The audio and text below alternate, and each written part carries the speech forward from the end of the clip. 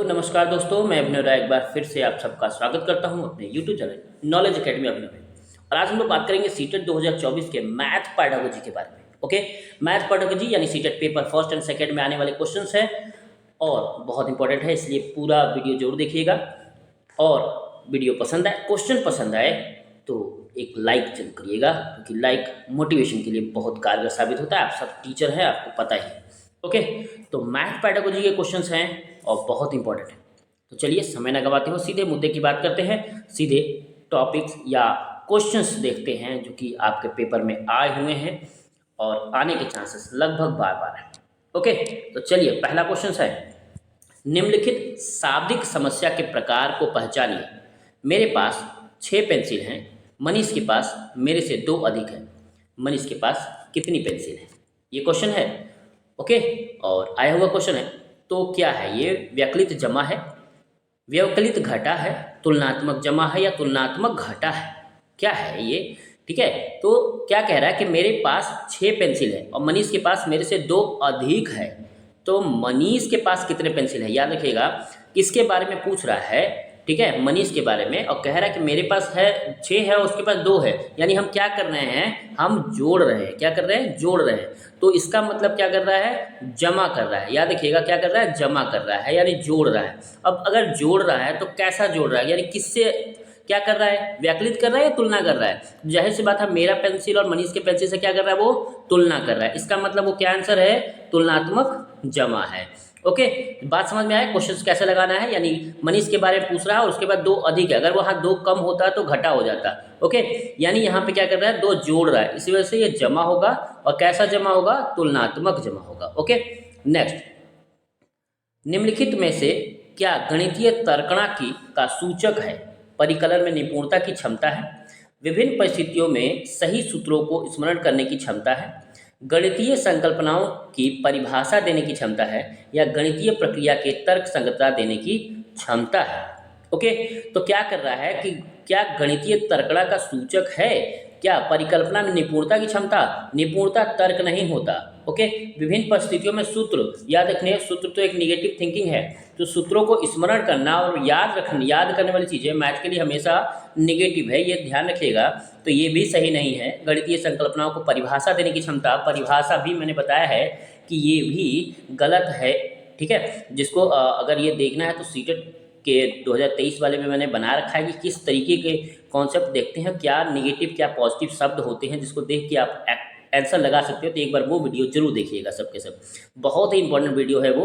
Okay, तो सबसे जो क्या है? तर्क संगतता देने की क्षमता है, यानी गणितीय प्रक्रिया के तर्क संगत देने की क्षमता है। ओके, तो 4th आंसर राइट आंसर है।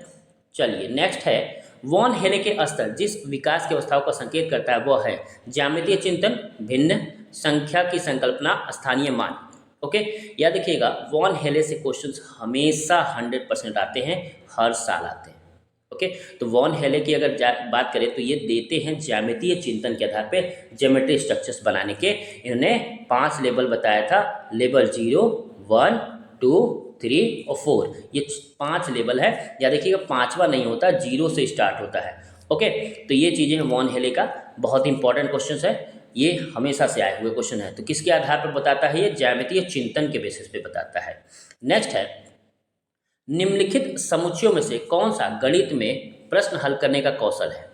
ओके, गणित में प्रश्न हल करने का कौशल है चित्रांकन करना, पीछे से हल करना, रट लेना। रट लेना याद रखिएगा, ये एक निगेटिव थिंकिंग है, निगेटिव वर्ड है। रट लेना जहाँ देखेंगे आंख बंद करके काट देंगे, वो सही हो ही नहीं सकता। लेकिन अगर ऊपर नहीं वाला क्वेश्चन पूछेगा तो सही हो सकता है, याद रखिएगा। कंठस्थ करना, कंठस्थ करना, ये देखिए ये भी एक निगेटिव थिंकिंग। आप देखते ही काट सकते हो चीज़ों को कि ये तो नहीं हो सकता। प्रयत्न, त्रुटि विधि, चित्रांकन करना, कंठस्थ करना। यहाँ पे देखिए ये भी चीज़ लिख दिया, कंठस्थ करना, यानी ये तीनों चीज़ें नहीं हो सकती। क्या है? विवेचना करना, चर का प्रयोग करना और प्रतिरूप देखना, यही राइट आंसर है। ओके, तो याद रखिएगा, अगर कुछ वर्ड्स अगर आपके पास हैं डिक्शनरी में कि कैसे पॉजिटिव और निगेटिव देख के हम काट सकते हैं, तो मैक्सिमम क्वेश्चन आप कर ले जाओगे इस चीज़ का। सीटेट का बहुत ही बेहतर चीज़ है, तो वो वीडियो एक बार जरूर देखिएगा आप सब पीछे जाके। ओके, कि सीटेट के कैसे तुक्का कैसे लगाए, तो इस तरह एक साइंटिफिक तरीके से मैंने समझाया वहाँ पे कि किस तरीके से हमें तुक्का लगाना है। ओके, एक्चुअली वो तुक्का नहीं है, वो एक साइंटिफिक मेथड है कि कैसे हम समझे चीज़ों को। नेक्स्ट, एक संख्या का दशमलव निरूपण समझने के लिए निम्नलिखित में से कौन सी पूर्व जानकारी का ज्ञान होना चाहिए? योग, व्याकरण, स्थानीय मान या गुणा? ओके, तो दशमलव निरूपण समझने के लिए कौन सा पूर्व जानकारी होना चाहिए? वो है स्थानीय मान। बिना स्थानीय मान के आप दशमलव सीख ही नहीं सकते। ओके, नेक्स्ट, बच्चों को भिन्न संकल्पना पढ़ाने के लिए निम्नलिखित में से क्या अत्यंत उपयुक्त है? क्विजनियर छेड़े छड़े, गिनतारा, जियो बोर्ड, संख्या चार्ट। ओके, इससे भी ये क्वेश्चन बार बार आता है, यानी वो जो उपकरण है, जो यंत्र है, किससे क्या सिखाते हैं, ये भी बहुत इंपॉर्टेंट है। तो ये संकल्पना, भिन्न की संकल्पना सिखाना है बच्चों को, तो किससे सिखाएंगे? तो वो है क्विंजनेर छड़े। ओके, यानी छड़ नुमा होता है और उसमें पॉइंट वाइज होता है और उसको हम सिखा सकते हैं भिन्न के जोड़। ओके, नेक्स्ट, गणित की प्रकृति के विषय में निम्नलिखित में से कौन सा कथन सत्य नहीं है? गणित में विचारों के सही संचारण के लिए विशेष शब्दावली का प्रयोग होता है। गणित ज्ञान की संरचना में तर्क कौशल महत्वपूर्ण है। गणितीय संकल्पनाओं की प्रकृति श्रेणीबद्ध है और प्राथमिक स्तर पर गणित प्रत्यक्ष और कल्पना की आवश्यकता नहीं है। ओके, क्या कह रहा है? नहीं है। और पूछा क्या है? कौन सा कथन सत्य नहीं है? ओके, तो जहाँ कल्पना की आवश्यकता नहीं होगी वहाँ गणित कैसे होगी? ठीक है, यानी कहीं ना कहीं हमें कुछ ना कुछ इमेजिनेशन सोचना पड़ेगा, कुछ ना कुछ थिंकिंग रखनी पड़ेगी, तो ये हो सकता है। तो यही नहीं जो शब्द है, यही सत्य नहीं है, यानी ऑप्शन 4 सही है। ओके, नेक्स्ट, निम्नलिखित कथनों में से किसमें संख्या 3 का योग क्रम सूचक भाव में हुआ है? 3 का योग क्रम सूचक भाव में हुआ है। इस डिब्बे में 3 पेंसिल के कई समूह हैं। क्या कह रहा है? 3 योग का क्रम सूचक, यानी क्रम सूचक क्रम से होगा। ओके, इसमें मैं इस इमारत की तीसरी मंजिल पर रहता हूँ। इस घर में 3 कमरे हैं, प्रत्येक समूह में 3 टीम सदस्य हैं। अब प्रत्येक समूह में 3 टीम सदस्य हैं तो कुछ भी हो सकता है, एक क्रम तो नहीं हो सकता। लेकिन मैं इस इमारत की तीसरी मंजिल पे हूँ तो ये क्रम है, पहला, दूसरा और तीसरा। मैं तीसरे मंजिल पे हूँ तो ये क्या है? क्रम से सिखा रहा है ना, तो यही सही है। तो क्रम सूचक शब्द है, तो ये ध्यान रखिएगा। इसमें अगर इस घर में 3 कमरे हैं तो इधर भी हो सकता है, लेकिन क्रम नहीं हो सकता, कोई क्रम में भी आ सकता है। तो सेकेंड ऑप्शन राइट है। कौन सा कार्य अध्यापक से संबंधित नहीं है? योजना, मार्गदर्शन, शिक्षण, बजट बनाना। ओके, तो बजट बनाना शिक्षक का काम नहीं है, इसलिए ये सही है। ये आसान सा क्वेश्चन था। निम्नलिखित में से कौन सा क्रियाकलाप बच्चों में त्रिविमीय समझ को विकसित करने के लिए अधिक उपयुक्त है?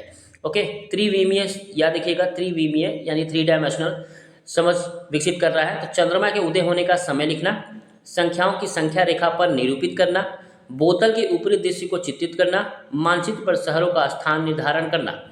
ओके, तो कैसे है, कौन सा 3D है? तो याद रखिए, बोतल के ऊपरी दृश्य को चित्रित करना यानी ऊपर के चीज़ों को 3 डायमेंशनल थिंकिंग में बनाना ही क्या है? 3D समझ है। नेक्स्ट, 2 दशमलव वाली संख्याओं के गुणन जैसे कि 0.3 मल्टीप्लाई 0.2 इक्वल टू 0.06 की संकल्पना को समझाने के लिए निम्नलिखित में से कौन सा सिस्टम अधिक साधन उचित है?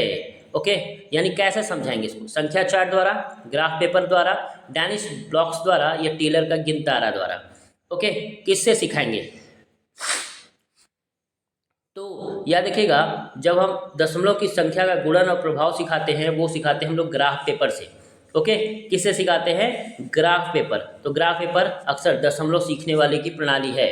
ओके, नेक्स्ट, राष्ट्रीय पाठचर्या की रूपरेखा 2005 ठीक अनुशंसा के अनुसार प्राथमिक विद्यालय की गणित पाठ्यक्रम कैसी होनी चाहिए? गणितीय संकल्पनाओं में कठोरता देने वाला होना चाहिए? बिल्कुल नहीं, कठोर का मतलब होता है गलत। ठीक है, कोई भी चीज़ हम कठोरता के साथ नहीं पढ़ा सकते, निगेटिव वर्ड है, ऐसे ही काट दो। छात्रों को प्रगामी गणित के लिए तैयार करने वाला होना चाहिए। प्रगामी गणित का मतलब भविष्य के लिए तैयार करना चाहिए। छात्रों के प्रतिदिन के अनुभव से संबंधित होना चाहिए। कार्यविधिक ज्ञान पर केंद्रित होना चाहिए। ये भी किसी एक चीज़ पे हम केंद्रित नहीं कर सकते, तो ये भी सही नहीं है। तो क्या सही है? तो सबसे जरूरी चीज़ है कि 2005 कहता है कि अनुभव से संबंधित होना चाहिए। हर चीज़ किससे संबंधित होना चाहिए? अनुभव से संबंधित होना चाहिए। तो डेली जो हो रहा है उसको जोड़ो और उसके बाहर के वातावरण के साथ सिखाओ, यही एनसीएफ 2005 का ध्येय है। तो छात्रों के प्रतिदिन के अनुभव से संबंधित होना चाहिए। नेक्स्ट, गणितीय अध्यापन को प्रभावी बनाने के लिए निम्नलिखित में से कौन सी विशेषता नहीं है?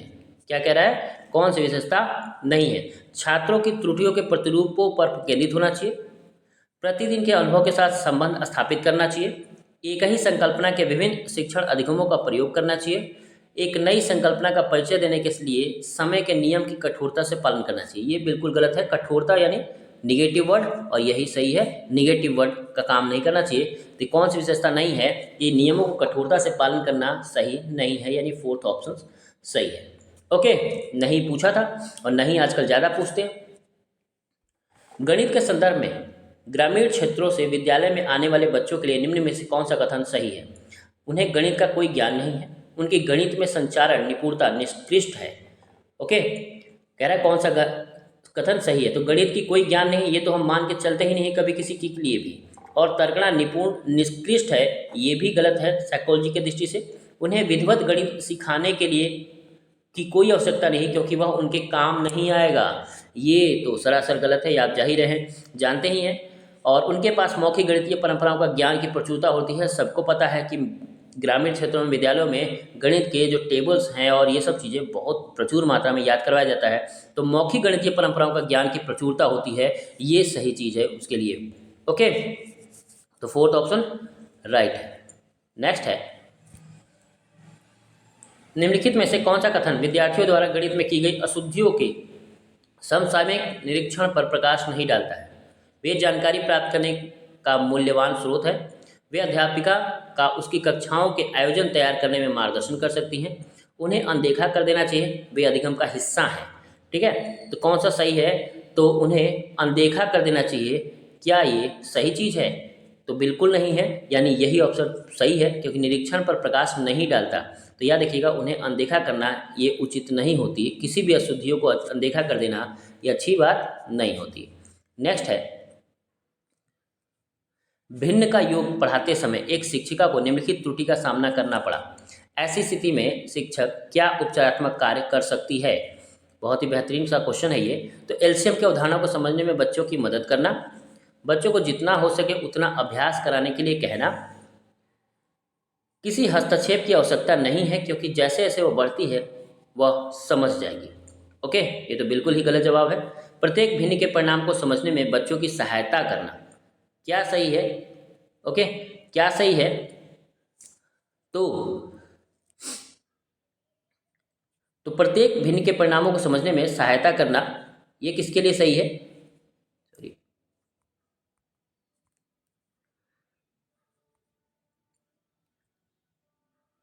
ठीक है, प्रत्येक भिन्नों के परिणाम को समझने में बच्चों की सहायता करना ये सही है, क्योंकि जितना हम सहायता कर पाएंगे उतना बच्चे क्या करेंगे? वो सीख पाएंगे। ओके, नेक्स्ट है, कक्षा 6 की पाठ्यपुस्तक के निम्नलिखित प्रश्न पढ़ें। ऐसे क्वेश्चन कई बार आए हैं। प्रबल ने एक बैंक में 5,000 रुपये प्रतिवर्ष 5% ब्याज की दर से जमा किया। ओके, कितने वर्ष? 5,000 रुपये प्रतिवर्ष 5% ब्याज की दर से जमा किया। 2 साल बाद उसने पढ़ने वाली मेज खरीदने के लिए 3,500 रुपये निकाल लिए। उसने अपने पास बचे हुए पैसे को फिर से 5% ब्याज की दर से और 2 साल के लिए जमा कर दिया। 2 साल बाद उसे कितनी राशि मिलेगी? इस प्रश्न के माध्यम से छात्रों में कौन सी गुण जागृत किए जा सकते हैं? ओके, तो कौन सा गुण कर सकता है? ईमानदारी, पैसे बचाने और समझदारी से खर्च करने की आदत, निष्कपटता, सादगी और दूसरों की मदद करना। ओके, तो दूसरों की मदद तो वो कर नहीं रहा, ठीक है, वो अपना काम कर रहा है। तो क्या क्या कर रहा है? तो वो पैसे बचाने की समझदारी और खर्च करने की आदत उसमें शुमार है। वो चीज़ें खर्च कर रहा है, फिर उसी को जमा कर रहा है, बचा रहा है, एक समझदारी है।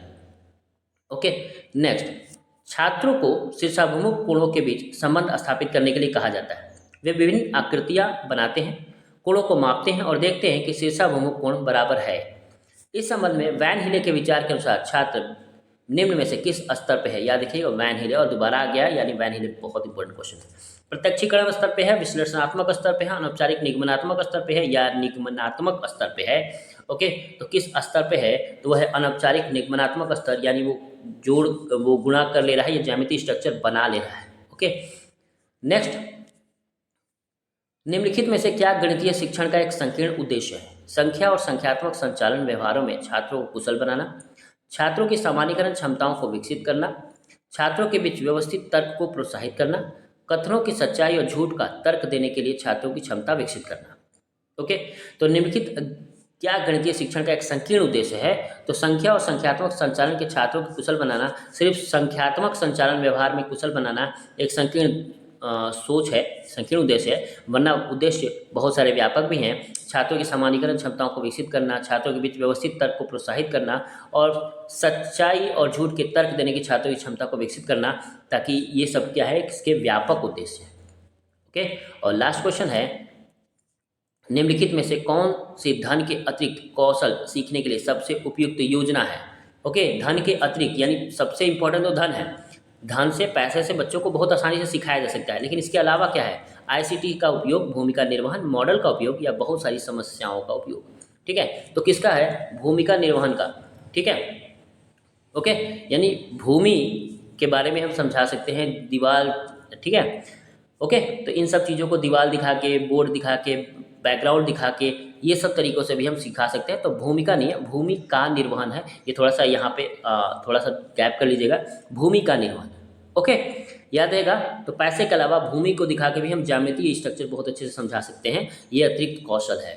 ओके, तो आज के लिए इतना ही। धन्यवाद। कैसा लगा जरूर बताइएगा और वीडियो को लाइक जरूर करिए, और नए हैं तो चैनल को सब्सक्राइब कर लीजिए। 2023 में भी बहुत अच्छे अच्छे मैंने सीटेट का पेपर बनाया है और उसको पेपर आए भी हुए हैं, तो उसको भी एक बार जरूर देखिएगा। तो आज के लिए इतना ही। धन्यवाद।